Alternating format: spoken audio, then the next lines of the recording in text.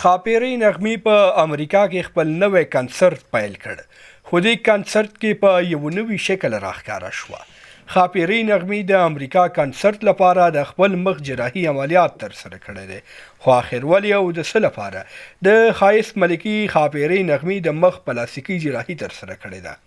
که خبرېدل غواړئ نو زموږ یوټیوب چینل لازمي سبسکرایب کړئ او دا ویډیو تر پایه وګورئ. د پښتو ژبې مشهوره سندرغاړې چې د هر افغان او په ځانګړي ډول د هر پښتون په زړه کې خاص ځای لري او تقریبا هر پښتون پرې مین دی، په امریکا کې خپل نوی کنسرت کې په نوي شکل راښکاره شوه.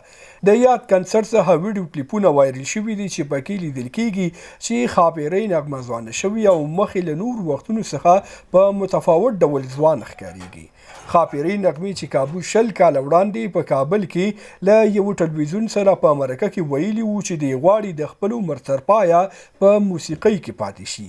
د همدې خبرې د اثبات لپاره د مخ جراحي کړې ده، ځکه نغمه اوس زړه شوې ده. هغه چې د نوي کالو به وي ځان 90 کلنه بولي، مخ یې ګونځی شوی دی، مرۍ او لاسونه یې هم ګونځې شوي دي.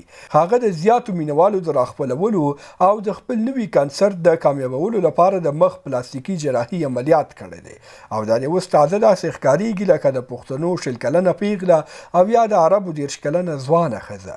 خوږو ملګرو، تاسې په دې تیر عمر کې د ښاپیرۍ نغمې د مخ ښکلا جراحي عملیات په اړه څه نظر لرئ؟ په کمنټ کې ولیکئ. ویډیو له خپلو نورو ملګرو سره شریکه کړئ او چینل هم سبسکرایب کړئ.